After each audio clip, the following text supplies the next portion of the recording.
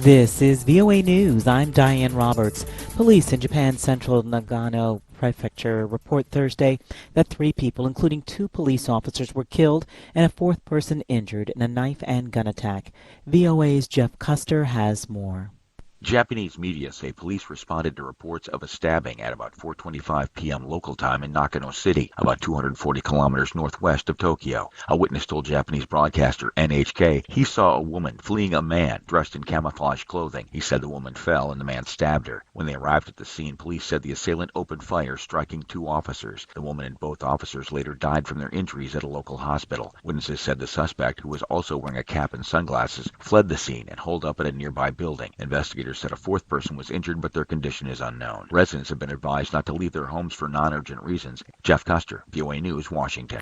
Japan said it had scrambled fighter jets after detecting a Russian intelligence-gathering plane off its coastline, while Moscow announced China's special envoy would discuss Ukraine with Foreign Minister Sergei Lavrov on Friday. This as the head of Russia's Wagner mercenary group said on Thursday his troops had started transferring their positions in the flashpoint eastern Ukraine city of Bakhmut to the Russian military. Ukraine denies that Bakhmut has fallen to Russia, insisting it still controlled a micro-district of the ruined city and was still advancing on flanks. The South Korean and U.S. militaries held on Thursday the first of the Allies' 5 rounds of firing exercises until mid-June.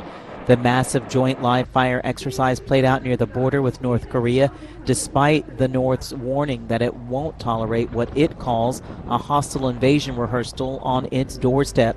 Thursday's drills mark 70 years since the establishment of the military alliance between Seoul and Washington. This is VOA News. The founder of the U.S.-based extremist group Oath Keepers will be sentenced Thursday for his role in January 6th, 2021 attack on the U.S. Capitol. Prosecutors are seeking a 25-year prison sentence for Stewart Rhodes, who was convicted of seditious conspiracy for spearheading a plot to keep former President Donald Trump in power despite his loss in the 2020 election. Rhodes will be the first January 6th defendant convicted of seditious conspiracy to receive his punishment, which will set the standard for a slew of sentences pending for other extremists. U.S. President Joe Biden reportedly will name a history-making general to be the nation's next top military officer Thursday. An official says the president will name C.Q. Brown Jr. as the next Joint Chiefs of Staff chairman. If the career F-16 pilot is confirmed, it would mark the first time both the Pentagon's top civilian and uniformed positions are held by African Americans. Lloyd Austin is the first black defense secretary.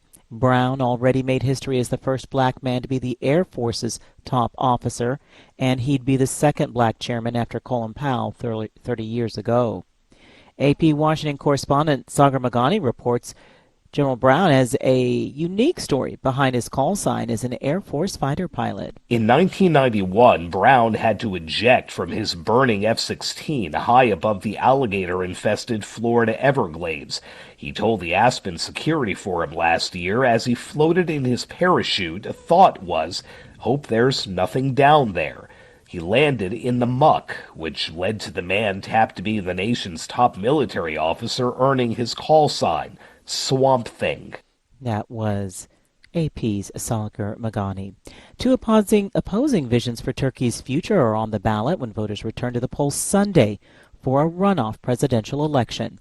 The country will decide between an increasingly authoritarian incumbent and a challenger who has pledged to restore democracy.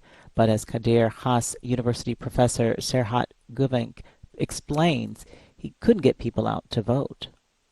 The main problem was this inability to mobilize those people who refused to go to the ballot boxes. We're talking about 8 million people. And about half were already alienated. They just refused to make a choice between Erdogan and Kılıçdaroğlu. Speaking of President Recep Tayyip Erdogan, who is well positioned to win after failing just short of victory in the first round of balloting May 14th, and Kemal Kılıçdaroğlu, the leader of Turkey's pro-secular main opposition party and a 6-party alliance. I'm Diane Roberts, VOA News.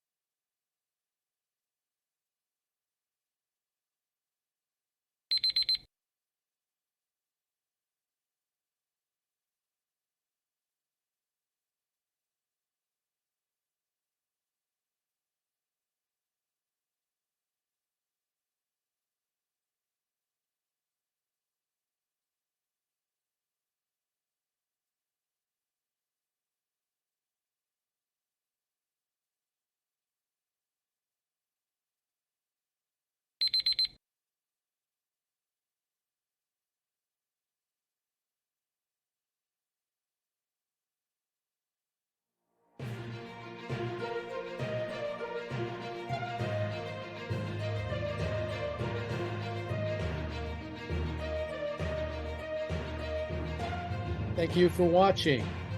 Can you do me a favor? Please leave a comment in the comment section below. That would really help. Thank you, and see you again soon.